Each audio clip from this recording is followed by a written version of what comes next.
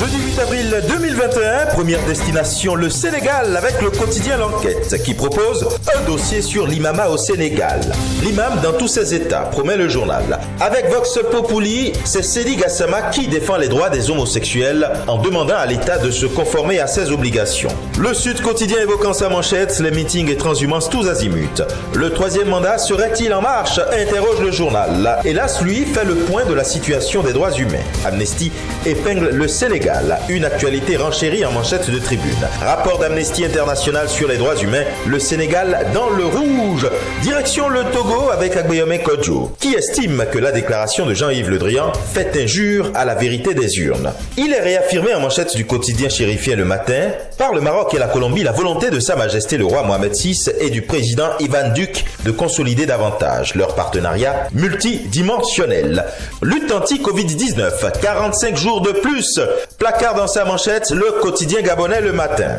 Le Conseil des ministres réuni hier sous la présidence du chef de l'État Ali Bongo Ondimba a, au milieu d'une dizaine de projets de texte, adopté celui portant prorogation des mesures de prévention, de lutte et de riposte contre le Covid-19.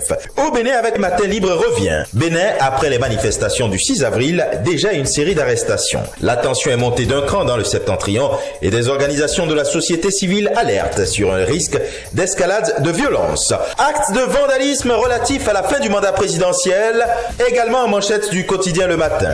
La population paye toujours le lourd tribut. Et sur un tout autre titre, La Nation Tribune, Parlement, les réseaux font fureur. Une trentaine de regroupements de députés et sénateurs autour de centres d'intérêt comme la sécurité routière, l'environnement, la promotion de la femme ou des jeunes mènent actuellement leurs activités en marge du travail parlementaire classique.